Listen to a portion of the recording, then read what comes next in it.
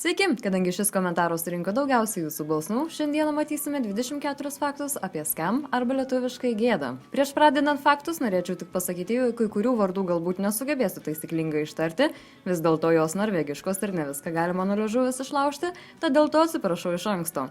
Taip pat faktai daugumai gali būti jau žinomi, kadangi internete nėra per daug parašyta apie šį serialą ar jo užkulisius, bet tikiuosi mano darbas nenuėjo nuo nuodegos ir jums vis vien patiks šis video, tad pradėkime. Scam yra norvegų paauglių dramos serialas, kalbantis apie kasdienį paauglių gyvenimą ir jų problemas.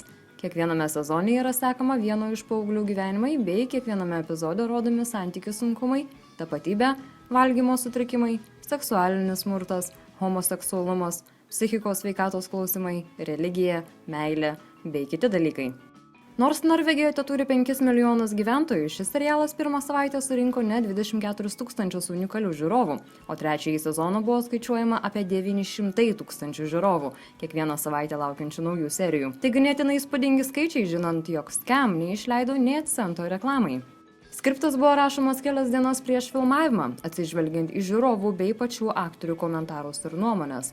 Kadangi visos nuotraukos bei užrašai buvo keliami į internetą, žiūrovai galėjo sekti kiekvieno personažo gyvenimą ir laukti naujos serijos kiekvieną penktadienį, kuris buvo rodomas per NRK TV internete bei NRK 3 per televiziją. Produkcijai paruošti turėjo labai mažai laiko. Skriptas buvo parašomas per 2-3 dienas, per dieną su pusę viskas nufilmuojama ir tada dar 4-5 dienas redaguojama nufilmuota medžiaga. Kasdienis paauglių gyvenimas yra filmuojamas Hartvig Nissen mokykloje, kuri buvo įsteigta Ole Hartvig Nissen 1849 metais kaip privati mergaičių mokykla. Tai yra antra pagal senumą gimnazija įsteigta Osle mieste ir yra plačiai laikoma vienu iš prestižiškiausių šalyje. 2016 metais Bergene per Gulreten apdovanojimus serialas gavo net 5 įteikimus už geriausią dramos serialą, geriausią naują serialą, geriausią naują idėją, taip pat už geriausią vaizdo įrašo redagavimą bei metų inovaciją. Kiekviename sezone yra sutelkiamas dėmesys į vieną iš pagrindinių personažų. Pirmajame buvo Eva Kvik-Mohn, kurią vaidino Liza Teige, antrajame Nora Amelie Setre, kurią vaidino Josephine Frida Petersen, trečiajame Isaac Weltersen, kurį vaidino Tarjei Sandvik-Moe, ir ketvirtajame Sana Kokhuš, kurią vaidino Iman Meskini. Ketvirto sezono anonse, kuris buvo išleistas balandžio 7 dieną, buvo paskelbta, jog ketvirtasis sezonas bus paskutinis. Kaip ir minėjau prieš tai, prieš išleidžiant serialą nebuvo naudota jokia reklama. Buvo norėta, jog paaugliai atrastų šį serialą savaime ir dalintųsi juo socialinėse platformose, nepritraukiant jokių suaugusių. Nebuvo daromi jokie interviu, bei visi aktoriai buvo saugomi nuo medijos. Redakcijos vadovas Hakon Moslet sakė, mes norime, jog visas dėmesys būtų sutelktas į serialą. Taip pat, kadangi aktoriai yra dar jauni, norime juos apsaugoti nuo medijos bei gaunamo populiarumo. Norvegų laikraštis Dagbladet pranešė, jog 2016 m. gruodį antro bei trečio sezono produkcijai buvo išleista apie 10 milijonų. Hakon Moslet sakė, jog atsižvelgiant į jo aukštą kokybę, tai yra visai ekonomiškas serialas. Kitaip tariant, tai nėra didelė suma lyginant su serialo gamyba. Serialui pasiekus daugiau žiūrovų, gamybos įmonė 19 Entertainment pasirašė sutartį su NRK sukurti amerikietiško serialo versiją. Šis serialas pavadinimu Scam Austin yra leidžiamas Facebook'e, Facebook Watch platformoje. Taip pat 2017 metais danų teatras Aventy pranešė, jog turi išimtinės teisės gaminti teatro scenos versiją. Variety bei The Hollywood Reporter taip pat pranešė, jog šio serialo adaptacija bus kuriama ir kitose Europos šalyse. Vokietijoje, Prancūzijoje, Italijoje, Ispanijoje bei Nyderlanduose. NRK CEO Thor Gjermon Eriksen taip pat sakė, jog kiekviena vietinė tos šalies produkcija turės išieškoti informaciją apie tos šalies paauglius, jų dilemas, svajonės bei kitus dalykus, nei kad tiesiog leisti nukopijuoti viską iš norvegų produkcijos. 2018 m. rugsėjį Julie Andem pranešė savo Instagram profilyje, jog Norvegijoje bus išleistos šio serialo knygos, kiekvienam sezonui po vieną knygą. Jose bus originalūs manuskriptai, scenos, kurios nebuvo filmuotos, tekstai, kurie buvo išbraukti iš serialo, taip pat Julie Andem asmeniniai komentarai bei mintys. Julie taip pat sakė spaudai, jog išleisdama neredaguotus skriptus labai jaudinasi, tačiau tikisi, jog žmonėms patiks skaityti juos, bei galbūt visą tai padės įkvėpti pradėti rašyti patiems. 2018 m. vasarį Britanijos karališkos šeimos nariai princas Williamas bei jo žmona Catherine lankėsi Hardwicke Nissen mokykloje norėdami susitikti su aktoriais bei visa šio serialo komanda, norint sužinoti daugiau apie Scam, taip pat pakalbėti apie jaunimą bei psichinės sveikatos problemas. Dainininkės Gabrielle Leithog, arba tiesiog žinoma kaip Gabrielle, daina Femme Fine Frioken sulaukė net 3018% augimo. Spotify'uje ši daina turi net 13 milijonų perklausų. Taip pat vienu metu ši daina buvo 8 vietoje tarp švedų muzikos reitingų. 2017 m. kovą internetinėje apklausoje Top Couple 2017 paskelbė, jog Isaac ir Evan, pagrindiniai trečio sezono personažai, buvo išrinkti nugalėtojais. Tų pačių metų balandį laikraštis Verdens Gang rašė, jog Isaac ir Evan personažai tapo žinomi ir Kinijoje, kurioje homoseksualumo aptarinėjimas viešumoje yra draudžiamas. Dėl piracijos internete net 4 milijonai kiniečių yra peržiūrėję trečiąjį sezoną. NRK-P3 ir Hakon Moslet pasakė, jog dėl to nieko nedarys. Kinijoje yra daug cenzūros, o šių dviejų vaikinų santykiai yra pavyzdžiai, kuriuos Kinijos žmonės turi pamatyti, kalbėjo Hakon Moslet.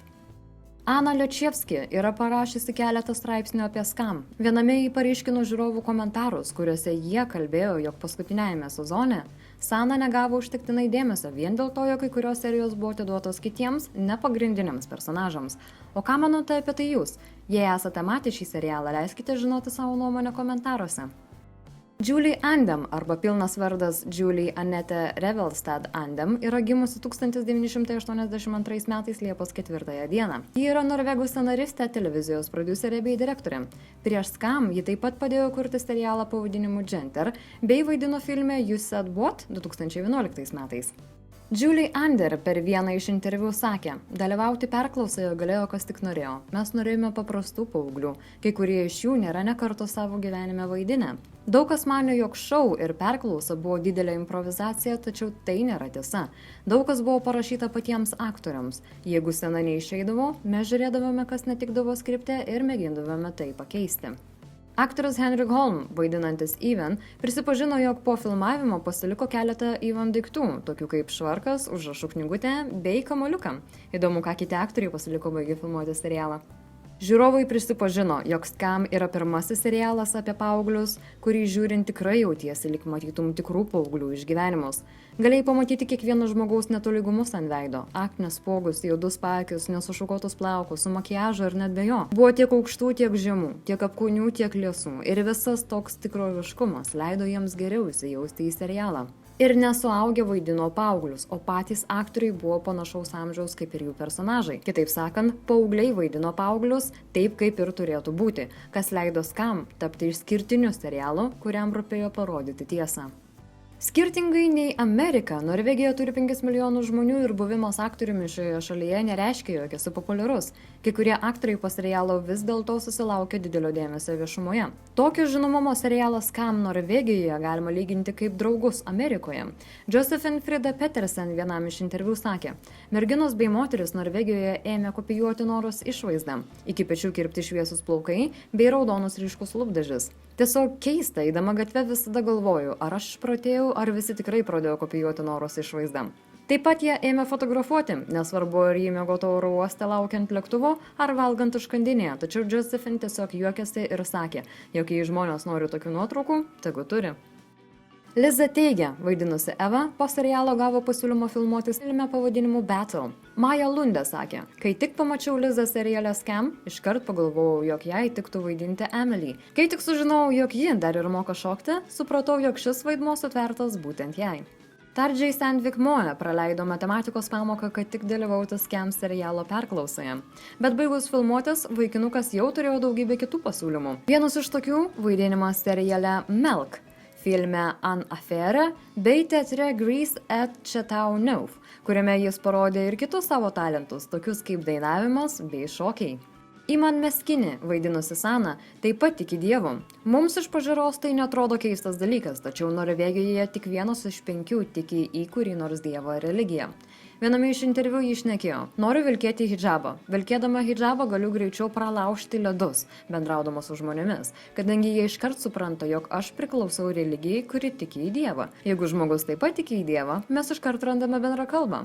Taip pat jie erzina tas faktas, jog žmonės neskiria kultūros nuo religijos. Vien dėl to, jog muslimai daro tam tikrą dalyką, dar nereiškia, jog reikia tai pridėti prie islamo tikėjimo. Islamas kalba apie tai, jog niekas nėra tobulas, kalba apie balansą. Tavo ryšys su Dievu yra tik tarp tavęs ir Dievo. Taip pat islamo tikėjimas gali būti perteiktas daugybę būdų. Mano mama yra mano autoritetas, kalbėjo į man. Ji visada stengiasi pritaikyti islamo tikėjimą šiuolaikiškai. Serialui pasibaigus, nemažai fanų pradėjo persekioti aktorius internete. Yra viena norvegiška svetainė, kurioje pagal vardą gali sužinoti, kur gyvena tas asmuo, bei kita jo informacija, kaip telefono numeris.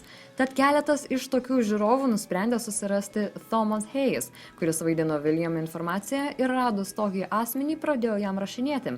Deja, tai buvo ne tas pats Tomas. Šis buvo kur kas senesnis ir visiškai niekuo nesusijęs su serialu ar tuo labiau filmavimuose. Tad kitą kartą norėdami stalkinti žmonės internete, tiesiog to nedarykite. Leiskite žmonėms turėti privatų gyvenimą ir negalvokite, jog jei kas nors vaidino filme ar seriale, automatiškai nenori ramybės bei laisvės nuo fanų. Vis dėlto jie tokie pat žmonės kaip ir mes, tik turi talentą vaidybai. Štai ir viskas. Jei žinote daugiau įdomių faktų apie šį serialą, leiskite visiems sužinoti apie tai komentaruose. Ką norėtumėte pamatyti kitame video? Palikite savo idėją ir jei jūsų komentarus rinks daugiausiai like, kitame video išvysite faktus apie savo pasiūlytą filmą ar serialą. Šiandieną tiek, ačiū už jūsų dėmesį ir kaip visada pasimatysime per kitą video. Bye!